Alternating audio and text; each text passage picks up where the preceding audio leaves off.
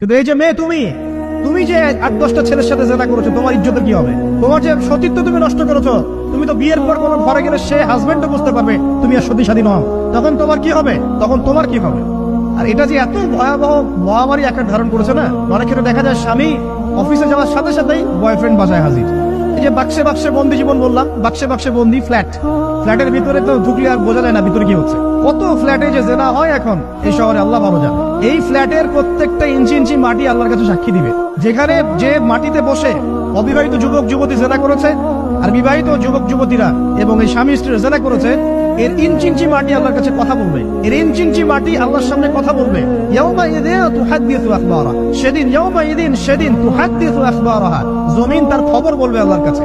জমিনের কোথায় কোন পাপ হয়েছে সব বলে দিবে। এই জমিনে এখানে দাঁড়িয়ে জেনা করেছে, ওইখানে দাঁড়িয়ে মদ খেয়েছে, ওইখানে কাউকে খুন করেছে, জমিন বলে দিবে। একটা কথা এখানে মাঝখানে বলে দেই, যারা অবিবাহিত যুবক যুবতী আছো, এই লেকচার তোমরা যারা শুনছো, তোমাদের মধ্যে কেউ যদি জেনা করে থাকো, অবিবাহিতের কথা বলছি, তোমাদের কাদের মধ্যে এখন 100 বেত্রাঘাতের শাস্তি ঝুলে আছে। সূরা নূরের 1 থেকে 3 নম্বর আয়াত পড়ে দেখবে, অবিবাহিত যুবক যুবতী যদি জেনা করে তাদের শাস্তি হচ্ছে 100 বেত্রাঘাত, তাও জনসমক্ষে, এবং এক বছরের জন্য নির্বাসন। এই বিধানগুলো যদি পৃথিবীর কোনো দেশেও না থাকে, আসমানে আছে। মরার সাথে সাথেই এই বিধান কার্যকর হবে ইনশাআল্লাহ। বাঁচার মধ্যে কি একটাই উপায় আছে। এই লেকচার কারা চলে গেছে, অনতি বিলম্বে ওযু করবে। ওযু করে খালেস ভাবে রাতের শেষ রাতে জায়নামাজ বিছাবে। জায়নামাজ বিছিয়ে আল্লাহর সামনে দাঁড়িয়ে 2 রাকাত নামাজ পড়বে। পরে নিজের পাপের কথা স্মরণ করে চোখ দিয়ে দরদর করে পানি ফেলে দিবে। আল্লাহকে সিজদা গিয়ে বলবে, আল্লাহ আমি জিনা করেছি, আমাকে মাফ করে দাও। আমার এই পাপের কথা কেউ জানে না, তুমি জানো, মাফ করে দাও। এই মাফ নেওয়ার পরে আবার ওই যার সাথে করেছেন ওর সাথে আবার লিঙ্ক আপ করার চেষ্টা করেন না। আসো আমরা জেনা করেছিলাম, আসো বিয়ে করে নেই, এটা সলিউশন না। জেনা করেছেন, আগে তওবা করে ফিরে আসতে হবে, তারপরে পুরো জীবন ইসলামিক লাইফ লিড করতে হবে। আল্লাহ যদি দেখেন যে হ্যাঁ আপনি ঠিকঠাক তওবা করে আল্লাহর পথে চলছেন, আল্লাহ তখন আপনাকে নেককার স্ত্রী দিবে ইনশাআল্লাহ। এই একমাত্র রাস্তা যুবকদের জন্য এবং যুবতীদের জন্যও। যুবকরা না হলে পারবে যেতে পারে, কারণ একটা কথা সমাজে প্রচলিত আছে না, যে ছেলে মানুষের ইজ্জত তো সহজে যায় না, গোপন হয়ে গেছে, কেউ জানে না, আল্লাহ মাফ করে দিয়েছেন, সে হয়তো পারবে গেল। কিন্তু এই যে মেয়ে, তুমি যে 8-10টা ছেলের সাথে জেনা করেছো, তোমার ইজ্জতের কি হবে? তোমার যে সতীত্ব তুমি নষ্ট করেছো, তুমি তো বিয়ের পর কোনো ঘরে গেলে সে হাজবেন্ডও বুঝতে পারবে তুমি আর সতী সাথী নও, তখন তোমার কি হবে? বিবাহিত যারা আছে, এই যে দেবর আর ভাবি, এই যে শালী আর দুলা ভাই, মধুর সম্পর্ক না এগুলা? দাঁড়াও এগুলো মধুর সম্পর্ক। দেখা যায় সুবহানাল্লাহ, এই যে আমার এখানে ফোন আছে না, আমাদের অফিসিয়াল পেজ আছে, অফিসিয়াল পেজে যত প্রশ্ন আসে দেখি ম্যাক্সিমাম জেনা কেন্দ্রিক, ব্যভিচার কেন্দ্রিক, পরকীয়া কেন্দ্রিক। একজন প্রশ্ন করেছে যে দুলা ভাইয়ের চরিত্র এত খারাপ ছিল, আর ওই মেয়ের বয়স তখন কম ছিল, 13 বছর বয়স। 13 বছর বয়সের মেয়ের দিকে সে চোখ দিয়েছে। যাকে বিয়ে করেছে তার সাথে তো সম্পর্ক আছেই, যাকে বিয়ে করেছে ওর সাথে তো সম্পর্ক আছেই। তারপরে আপনার শালীর সাথে সম্পর্ক, এখন শালীর সাথে তার 2 বছর ধরে সম্পর্ক করার পর সেগুলোর ভিডিও ধারণ করে তাকে ব্ল্যাকমেইল করছে যে যদি আমার সাথে খারাপ কাজে সে রাজি না হয় তাহলে এই ভিডিওগুলো ভাইরাল করে ফেলবে। এই যে অনলাইনের যুগ, এখন তো মানুষ নিশ্চিন্তে মানুষ যে একটা প্রাইভেট লাইফ লিড করবে সেটাও করতে পারে না। প্রাইভেট লাইফের সবকিছু রেকর্ডেড হয়ে যায়, হয় না? এটা একটা ফিতনা, মহাফিতনা। কারণ সে রেকর্ড করেছে, এইভাবে ব্ল্যাকমেইল করে এই শালীর সতীত্ব নষ্ট করলো। 1 বছর 2 বছর না, 3 বছর ধরে। এখন এই মেয়ে প্রশ্ন করছে পেজের মধ্যে যে এখন তার মানসিক অবস্থা এতই খারাপ, সে জিজ্ঞাসা করছে আমি যদি আত্মহত্যা করি তাহলে আমার পাপ হবে কিনা। এই মেয়েটা যদি আপনার বোন হতো কি করতেন না? আল্লাহ না করুক এই মেয়ে যদি কারো মেয়ে হতো তাহলে কি করতেন আপনি? আপনার কাছের কেউ হলে আপনি কি করতেন? এখানে ওই শাস্তিটা না বলে সামনে যেতে পারছি না। শোনেন, যারা বিবাহিত ব্যক্তি হওয়ার পরেও পরকীয়া করেছেন, বিবাহ করার পরেও পরকীয়ার পাপে লিপ্ত ছিলেন বা এখনো আছেন, জেনে হোক না জেনে হোক করেছেন, অথবা এটা জেনে করেছেন যেটা একটা খারাপ কাজ তারপরে করেছেন, রাসূলুল্লাহ সাল্লাল্লাহু আলাইহি ওয়াসাল্লামের হাদিস এবং আল্লাহ পাকের কালাম অনুযায়ী তাদের শাস্তি হচ্ছে কোমর পর্যন্ত মাটিতে পুঁতে ফেলে পাথর নিক্ষেপ করে রজম করে হত্যা করা। ইসলামিক যদি কোনো রাষ্ট্র থাকতো, এটা যদি হতো, বা এটা যদি ইমামুল মাহদির যুগ হতো, ওমর রাদিয়াল্লাহু আনহুর যুগ হতো, তাহলে এই শাস্তির বাইরে আপনি চলতে পারতেন না, যদি এটা প্রমাণ হতো। এই শাস্তি যদি দুনিয়াতে কার্যকর নাও হয়, আপনি যদি তওবা না করে মারা যান, তাহলে কিয়ামতের মাঠে এই শাস্তি আপনি ভোগ করবেন। মজা লাগছে পরকিয়া করতে? সকালে একটার সাথে, দুপুরে একটার সাথে, আজকে একজনের সাথে রাত কাটান, কালকে একজনের সাথে রাত কাটান, মজা পাচ্ছেন। রাত্রেবেলা মদ খান আর হোটেলে রাত কাটান, সকালবেলা আবার অফিসে যান। আমাদের শহরের এগুলা কালচার কোথেকে আসলো? এই শহরকে পবিত্র করবে কে এবং এই শহরের আসল রূপগুলো স্পষ্ট করবে কারা? খুব মজা পাচ্ছেন এগুলোতে। সুবহানাল্লাহ। একটা বিষয় বুঝাই, ইসলামে কেসাস আছে, কেসাস। মনে করেন আমাকে কেউ হত্যা করেছে, আপনি তাকে হত্যা করতে পারেন। মনে করেন আপনি কাউকে হত্যা করেছেন, ঠিক আমাদের লজের মধ্যে কেউ যদি কাউকে হত্যা করে তাকে ফাঁসি দেওয়া হয় না? এরকমই কেউ যদি কাউকে হত্যা করে, ইসলামের বিধান কেসাস করা, মানে হাতের বদলে হাত, চোখের বদলে চোখ, কানের বদলে কান, নাকের বদলে নাক, জানের বদলে জান, যদি প্রমাণ হয়। কিন্তু এখানেও হত্যাকারীর বাঁচার সুযোগ আছে। কিরকম? মনে করেন আপনি আমার পরিবারের কাউকে হত্যা করেছেন, আল্লাহ না করুন, এখন আপনি এসে আমাকে ক্ষমা চাচ্ছেন যে আমার ভুল হয়ে গেছে, আমি মুক্তিপণ রক্তপণ দিব, আমাকে মাফ করে দেন। এখন আমাদের পরিবারকে আপনাকে বললো ঠিক আছে আপনাকে মাফ করে দিলাম, আপনার কেসাস করার দরকার নেই, আপনি রক্তপণ দিয়ে দেন, তাহলে আপনি বেঁচে থাকার সুযোগ পেলেন। বুঝতে পারছেন? একটা হচ্ছে মুক্তার। মনে করেন কেউ ইসলামের কিছু বিষয় অস্বীকার করেছে, তাকে জেলখানায় বন্দী করে রাখা হবে, সুযোগ দেওয়া হবে যে আপনি কি এগুলো জেনে শুনে বলেছেন নাকি এর উপর অটল থাকবেন না ফিরে আসবেন।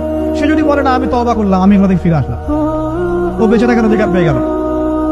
কিন্তু বিবাহিত ব্যক্তি যারা ব্যভিচার করেছে, বিবাহিত ছেলে বা মেয়ে ব্যভিচার করেছে, তওবা করে যদি ফিরেও আসে, রজমের শাস্তি থেকে বাঁচার কোনো সুযোগ নেই।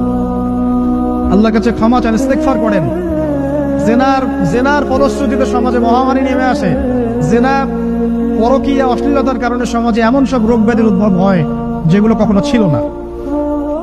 এই শহরটা জেনার শহর, আমাদের এই ঢাকা শহর জেনার শহর। আপনাকে এটা বোঝার জন্য আমার লেকচার না শুনে আপনি পেপার পত্রিকা ঘাটেন, অনলাইন সার্চ করেন, দেখবেন এই শহরে আনাচে কানাচে জেনা হয় এবং ওপেন জেনা হয়, মানুষ জেনাকে হালাল মনে করে। এই শহরের যুবক যুবতী যারা একে অপরের সাথে বয়ফ্রেন্ড গার্লফ্রেন্ড কালচারে লিপ্ত আছে, এটাকে তারা হালাল মনে করে, কেউ হারাম মনে করে না। কত বড় সাহস দেখায়। আর রাস্তা দিয়ে আমরা হেঁটে গেলেও বয়ফ্রেন্ড গার্লফ্রেন্ড এসে আমাদেরকে সালাম দেয়, বুঝুন আমাদের জন্য একটু দোয়া করেন। তো প্রত্যেকটা পার্কে পার্কে যাবেন, এই যে আপনাদের রেস্টুরেন্ট গুলোতে যাবেন, দর্শনীয় যে স্পট গুলো সেখানে যাবেন, দেধা আছে জেনা হচ্ছে, জেনা আর জেনা। আমি এই যুগের কথাই বলছি। নবী সাল্লাল্লাহু আলাইহি ওয়াসাল্লাম বলছেন, আমাদের নবী বলছেন আমার উম্মতের একটা অংশ, সবাই না, আমার উম্মতের একটা অংশ অবশ্যই জেনাকে হালাল করে নিবে, অবশ্যই মদকে হালাল করে নিবে, মদ পান করবে কিন্তু মদের নাম অন্য দিবে, এবং তারা গান বাজনা বাদ্যযন্ত্র নর্তকীদেরকে হালাল মনে করে নিবে। নবী সাল্লাল্লাহু আলাইহি ওয়াসাল্লাম বলেছেন, যখন সমাজে এরকম পাপ বাড়ে তখন সমাজে এমন সব রোগ ব্যাধি আসে যা আগে কখনো ছিল না। এবং এদের ব্যাপারে নবীজি বলেছেন, একদিন সকালবেলা আল্লাহ পাক এদেরকে বানর এবং শুয়োর বানিয়ে দিবে। কিয়ামতের আগে এই ঘটনাও ঘটবে, বিকৃত হবে। ভূমিকম্প, ভূমিধস এবং আকৃতির বিকৃতি, এগুলো আযাব আসবে আল্লাহর কাছে, আল্লাহর পক্ষ থেকে। এই জেনা, এই ব্যভিচার, এই পরকীয়া, নোংরামি, অশ্লীলতার কারণে ঘরে ঘরে এগুলো বয়ফ্রেন্ড গার্লফ্রেন্ড কালচার। কেউ মনে করে না যে এগুলো হারাম, কেউ মনে করে না যে আমার এই যে সহপাঠী আমার গায়রে মাহরাম। এই গায়রে মাহরাম শব্দটাই নাই। কাজিন, চাচাতো বোন, মামাতো বোন, খালাতো বোন, এই যে কাজিন, এরা জেনা করছে। কি দেখা বাকি রেখেছে এই যুগে আমরা? এই যুগে আমরা দেখছি যে নিজের মেয়ের সাথে পিতার শারীরিক সম্পর্ক। পেপার পত্রিকা পড়েন, একটু অনলাইন ঘাটেন, দেখেন কোন যুগে আছেন আপনি। সমাজের ন্যায় অন্যায় হক বাতিলের মানদণ্ডই উল্টে যাবে। মানুষ ন্যায়কে অন্যায় মনে করবে, অন্যায়গুলোকে ন্যায় মনে করে নিবে। কোনো মানদণ্ড নাই, কোনো মানদণ্ড নেই। আমাদের শহরের এই অবস্থা, শান্তিতে কিভাবে ঘুমাবেন আপনি? নিশ্চিত থাকবেন কিভাবে? কখন যে আল্লাহর গজব চলে আসে। কোরআনে একটা আয়াত আছে, যখন আল্লাহ পাকের গজব আসবে তখন শুধু জালেমদের উপর খাস করে আসবে না। আলেমদেরকে জিজ্ঞাসা করে, আলেম ওলামাদেরকে জিজ্ঞাসা করে, যখন আল্লাহর গজব আসবে জালেমদের উপরে শুধু খাস ভাবে আসবে না, সবার উপরে আসবে। আমি খুব ভালো মানুষ, ওয়াজ করছি, নসিহত করছি, পার পেয়ে যাবে এমন ভাবার সুযোগই নাই। আপনাকে আপনার সাধ্য মতো অন্যায় প্রতিবাদ করার চেষ্টা করতে হবে। লাতা'মুরুন্না বিল মা'রুফ, নবীজি বলছেন অবশ্যই তোমরা সৎ কাজের আদেশ করো, ওয়ালা তানহাউন্না আনিল মুনকার, অবশ্যই অসৎ কাজে নিষেধ করো। আও লা ইউশিকান্নাল্লাহু আন ইয়াবআথা আলাইকুম ইকাবাম মিন, অন্যথায় আমি আশঙ্কা করি তোমাদের উপর আল্লাহর পক্ষ থেকে বিশাল গজব আসবে। সুম্মা তাদউনাহু, এরপর তোমরা সবাই আল্লাহর কাছে দোয়া করবে, আল্লাহ গজব সরিয়ে দাও। লা ইউস্তাজাবু দুআকুম, তোমাদের দোয়া কবুল করা হবে না। নবী সাল্লাল্লাহু আলাইহি ওয়াসাল্লাম বলেছেন, মান রাআ মিনকুম মুনকারান, তোমাদের মধ্যে যে কেউ whoever he is, যে কেউ যদি কোনো মুনকার, নোংরা, বর্জিত কোনো কাজ দেখে, তাহলে যেন ফালইয়ুগাইয়ির বিয়াদিহি, তার সামর্থ্য থাকলে হাত দিয়ে যেন ঠেকায়। সামর্থ্য থাকলে হাত দিয়ে যেন ঠেকায়। যাদেরকে আল্লাহ পাক হাত দিয়ে ঠেকানোর ক্ষমতা দিয়েছেন তাদেরকে আল্লাহ জিজ্ঞাসাবাদ করবেন, কেন ঠেকালেন না? জেনার লাইসেন্স দিলে কেন, মদের লাইসেন্স দিচ্ছ কেন, ঠেকালে না কেন, অন্যায় কাজকে ঠেকালে না কেন? যদি তুমি না পারো, যদি সে না পারে, তাহলে বিলিসানি, তাহলে যেন মুখ দিয়ে সেটা প্রতিবাদ করে। এই যে মুখ দিয়ে প্রতিবাদ করার ক্ষমতা আলেম ওলামার আছে, যাদের হাতের ক্ষমতা নেই, মুখের ক্ষমতা আছে। সেটাও যদি না পারো, সেটাতেও যদি সে সক্ষম না হয়, তাহলে যেন অন্তর দিয়ে ঘৃণাটা পর্যন্ত করে। ইমান, এটা হচ্ছে ইমানের সবচেয়ে নিকৃষ্ট একটা অবস্থা, সর্বনিম্ন অবস্থা। এর নিচে ইমানের কোনো অবস্থাই নাই। তার মানে অন্যায় দেখে আমাদের যাদের মনে কোনো ফিলিংসই কাজ করছে না, তার মানে আমাদের ইমান নাই। আসলে সহজ কথা, ইমানের সেই তেজ নাই আমাদের মধ্যে। আসুন, একটা ব্যাখ্যা এটাও হতে পারে, সমাজে ন্যায় অন্যায় হক বাতিলের মানদণ্ড উল্টে যাবে।